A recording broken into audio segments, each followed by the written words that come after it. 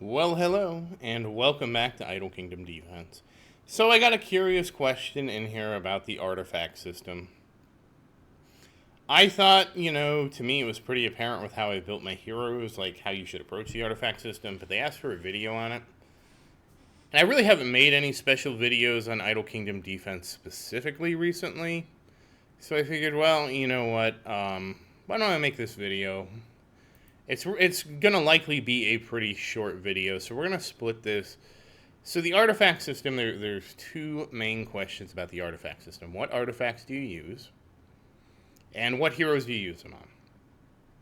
So the first thing you have to actually decide is, do you want to be a support hero? Or do you want to be a warrior? The reason being is because that the way the artifact system works, you really don't want to invest in multiple heroes. Like, I could have stuck with Christian's artifacts here instead of using, instead of building Marion's.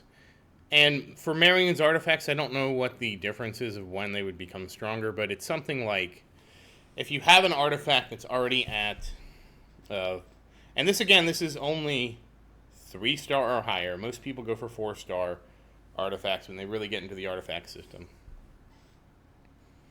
It's something like you have 600 levels, and by the time this one would overtake the other one, because again, you have to remember, 1,200 levels in this is probably like 1,500 levels in each of Christian's artifacts. So at what point does does the growth of this artifact lose to the growth of the other? And it's some obscene number. I really don't know what it is. But the idea is you really want to invest pretty much in one set of artifacts. Honestly, I will defend my choice here because I actually think that this is a great setup for farming. That's why I have it. And I don't think it's really going to hurt me in the long run. Maybe I would have been able to get to stage 24,000 sooner if I pursued a different strategy. Maybe. I'm comfortable with the choices I made, even knowing that investing in one set of artifacts would have been a better choice. Mostly because this, and it's again, I feel like investing in this helped me farm. If farming isn't important to you, or you don't have as much time to farm, or there's something like that, then yeah, you probably wouldn't want to do what I did. So you would pick either support or warrior. So we'll go through support first. So you really only have two choices for support, maybe three, but I don't think Camilla does that well. Really, the only choices that I see are Marion, Christian, and probably a distant third place might be Camilla or Harold or somebody. These heroes are literally so far behind all the other heroes that it's really not worth discussing. Mostly because here's the thing. Christian's basic attack AoEs. Marion has her attack pattern basically lines up with, it's basically a line that lines up with a lot of the enemies. Camilla, she has a line that goes out, but you really only hit that one row of enemies, and you don't really hit a column of enemies. And most of your enemies, when they arrive, are going to be in some kind of column-like formation, which is why Marion's so much better. Additionally, dangerous enemies like catapults, ballistas, cannons, they all tend to naturally form in the shape of Marion's special. So Marion's special tends to win out. And the reason you want the orb is because basically this increases your attack, and this just multiplies your special attack. So it's this times this times this. So that's why you want to keep the artifacts together, because they kind of multiply off each other. Again, I'm biased. I chose Marion for a very obvious reason, because there was somebody in the Discord who did like a detailed time trial thing. Marion came out on top. That's why I switched from Christian to Marion. Christian was actually out of the heroes we tested, Christian was at the bottom. So that was my whole motivation to switch. And again, the other thing to remember is that, let's say you picked Harold and you're like, oh man, I should switch to Marion. That's fine. Your artifacts are portable. There's nothing stopping you from... I could unequip these, and if Christian turned out to be better, I could equip them on Christian. We actually did that on an episode a long time ago in King's Ruin, and we did see that swapping Christian and Marion's artifacts generally was worse for our time. And it's just because of the way Marion attacks. Marion attack pattern, her special attack pattern works out very well, especially when she can 1 to 2 shot enemies. She can just basically clear a whole line of them. So those are why I made the choices that I did. Now, again, there are plenty of people in the Discord that that don't believe in having a support main. Because basically, I'm a support main. You either become a support main or a warrior main. Those are your two choices. Now, on the warrior front, you do have a few more options, but I'm going to rank them in terms of who I think is best. I will go with Vincent. And here's the reason why. As a warrior, you will attack whatever you're attacking, you will likely kill whatever you're attacking, and then you're likely going to run to another monster and aggro it. Or attack something that's aggro to somebody else. That's another thing you could do too. You only take aggro if you're attacking a monster that's only aggro to the castle. This means that as warriors move across the screen, especially if they go from the back to the front, which is pretty common, because they'll run out to the front to greet everything, and then as everything trickles in through the stage, it's very likely that they'll run back towards the castle. And here's where this is interesting. When they run back towards the castle, that shifts that everything that was in front of them is now going to be behind them. And when they're behind them, if you have an attack like Roderick, Thor, which is really your two competition, and to a lesser extent, the Viking chick. The Viking chick, she does attack front and back, but it's very narrow that I've noticed. She doesn't attack up and down very well. I do believe Vincent is a more like circular attack and what he can attack. And again, when monsters are on you, they're basically going to be in. And again, I'll be honest, I haven't tested the Viking chick versus Vincent. I haven't done a detailed comparison because, again, I'm a support main. This is more of a warrior main question. But if I was going to rank them, as you can see, clearly I'm going to choose Vincent. Because his circular-based, player-based AoE attack is, my opinion, superior than her front and back attack. Because, again, it doesn't have much verticality to it. Then Roderick, who is a front cone, which, again, these are perfectly good attacks. I just don't think they're the best attack pattern. And no matter how big you can actually level up your artifacts where you're one-shotting stuff eventually. Like you've seen me almost do it on Sophia, excuse me. You've seen me almost do it on Marion, where she can almost one-shot some of the stuff at the King's Ruin we're in. You will never be able to level up your artifact to the point where it overcomes the way somebody attacks. So if you are a warrior main, I would recommend some experimentation just to see how the different attack patterns work. Again, if you're asking me to rank them, it's going to be Vincent, the Viking chick, Thor, and Roderick. Some would put Thor ahead of the Viking chick, just because Thor has better attack growth. Perfectly valid reason, but again, Thor is going to have the issue where he attacks in one direction, then if he turns around, he's attacking in the other direction, and everything following him from behind is just not getting hit.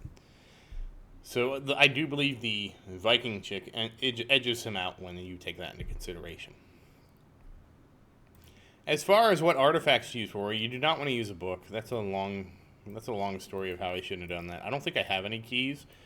Just like you want to use a book and a key, and I don't have any keys. I don't think I ever got keys or saved them. You don't want to use a book. I was messing around with books. That's a big mistake. I didn't understand. I didn't think that the special attacks would work as well. I didn't realize these were multiplicative, which is what really mattered. Not the book. The key. I didn't realize that they were multiplicative, so that's why this ends up being better. And again, if you see this video and you're like, oh man, I'm so invested in the Thor, it's not a big deal. I mean, you can stay invested in Thor. The one good thing, I've said a lot of bad things about the artifact system. They favor investing in one hero, etc., etc. The one thing I'll say is, let's say you're a Thor main, and you're like, oh, I really want to try Vincent. Go ahead and max your Thor out, because again, you're not going to really gain much by switching in the middle and being wishy-washy like that.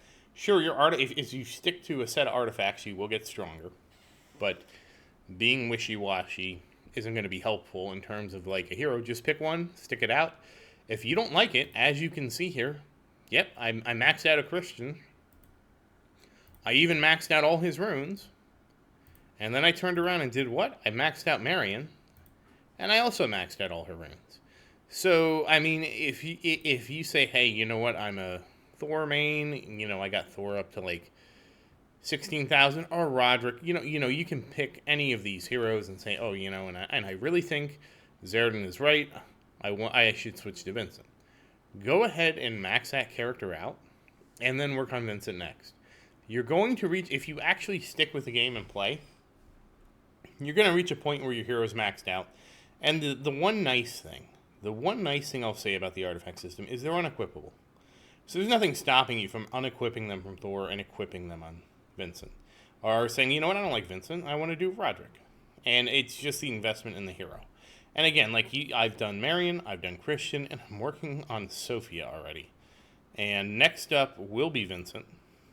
And you know, I mean, and again, if your hero is under 10,000, I wouldn't even sweat it a bit. You can get most heroes, I thought I got up to 7,500, but you can get most heroes up to 10,000 pretty easily. When I was leveling Vincent, and you can go back through the videos to see this, I was getting about 100 levels a day. So going from 7,500 to 10,000 was only 25 days. Which, yeah, that's a lot of time, and it would have been really nice for it to be focused on the hero I'm going to use. But at the same time, if you look at it, it's really, like, that's a month. It's not the end of the world. And, you know, so don't sweat that too much. But again, to summarize this video, which has actually been a lot longer than I thought it would be, if you only wanted to do one hero, I would pick Marion. If you want to do two heroes, I would pick Marion and Christian, similar to what I did. Start with Christian, then work to Marion. If you wanted to be a warrior main, I would pick Vincent. But, you know, part of this game is not me just telling you what to do. Part of it is you experimenting, because if you come to the Discord, there's actually somebody who is a Daniel main. He leveled Daniel up, and he only leveled up the necklace because Daniel doesn't have an attack. And his Daniel had like 50 million attack at one point, well before my Marion was probably 5 million. I can only imagine if he stuck to it, he probably would have like a 3,000 or higher amulet. The other thing I will say is, regardless of who you pick, you need to make sure that your artifact has crit damage on. All of mine at least have crit damage. If you're extremely lucky, you want to have crit damage and flat attack. And I don't know if I have any with flat attack. I do. The reason being is flat attack is one of the few that, outside of crit damage, that actually scale really well. Because this flat attack is added to your base attack and then increased by this percentage. So flat attack, it grows insanely well. I think I did the math on it. And just having crit damage and flat attack over a crit damage artifact at sufficient levels becomes like a 20% increase to start, and goes as high as like a 2.5 to 4 times at extreme artifact levels of around 4,000 or something like that. So, I mean, I would not fish for that because, again, you will get very frustrated. But if you get a flat attack and crit damage, just keep it. Even if it's a 3-star, that one's going to take you far. In terms of the amount of stars, I would recommend at least 4-star. For 3-star or below, so 3-star uncommon or below, you just want to grab whatever you can and just upgrade it. So let's say you want to be Herald. I'm just picking someone I know I have a 2-star on. You would just level this up, and you would put an orb on him, and just like this, we'll say this one, and just level him up. Just pretend that's not a 5-star orb, and you would just level him up. You would not worry about awakenings because, again, you're only using these until you can get to a 4-star or 5-star. Then when you get a 4-star and you get a good 4-star, you're going to start rolling it and trying to get one with the crit damage. Then once you have 2 4-stars, you know, like what Christian has, let me switch back to him. You know, with crit damage, And this one I got attack percent, which attack percent is actually this is additive. That is additive to this percent, so it's really not that amazing. It's certainly better than any of the other awakenings. Outside of Sophia, all the other awakenings are trash. It's either crit damage, attack, or attack percent. There's no other good awakening, unless you're a warrior main. Maybe you want dodge, maybe you want health, maybe you want defense. I wouldn't even really say those are worth aiming for, though. Unless you're going for Sophia, the only artifacts for Sophia matter that are hit points. It is hit point percent, defense, and defense percent, because she has the abilities that transfer that to the castle. It's this one that's 25% to the castle, and this one 25% of the health. So any other awakening besides damage, pretty much worthless. And I don't even think you need dodge on your warriors, because I've noticed that nothing hits my warriors, no matter what. Even when I'm doing like really high levels, so I don't think dodge or defense matters either. They would be most impactful on a warrior, though, because obviously, and it probably would be defense over dodge. But again, don't quote me on that, and just stick with offense. Like if you get like crit damage, attack percent, and defense, that's getting one that's useful. Like even if it's a minorly useful like defense, that's a huge bonus. But don't re-roll looking for that. Be just happy with crit damage. And again, you're free to do what I did, and just know you'll sacrifice some immediate growth for more long-term growth if you make a set that, if you do something like I did with Christian and Marion. I don't recommend it. It's not the recommended path, but I'm happy I did it because it lets me farm and stuff like that. It's probably not optimal. It probably would have been way better for me to just go all in at Marion from the get-go with the 4-star artifacts and level the 4-star exclusively, and I probably would have, I think I looked at this, I probably would have close to 2,000 level artifacts here, maybe a little less. I'm not really sure what the conversion rate is. It might be even lower than that. No, it can't be lower than that, because this would be 1,800 minimum. These are about 10% easier to level, so that would be, we'll say, we'll get 1/9 more. So yeah, these would easily be around probably 2,000 if I just stuck with them. And again, as long as they have crit damage, that's all that matters. You don't need anything else. Just make sure they have crit damage. And yeah, like all these other stats are trash. And in fact, the stats I have in Marion's are so trash. Ignore defense penetration. That doesn't even count. It doesn't even add to her stats. But it doesn't matter because it's a trash stat. But that, again, this video way longer than I wanted to. This was because somebody made an offhanded comment like, hey, I'm in mid-game. What do I do about artifacts? So, that said, if you have any questions, feel free to say something in the comments. I do always look forward to your questions. And as always, thank you again, and I hope you have a great day.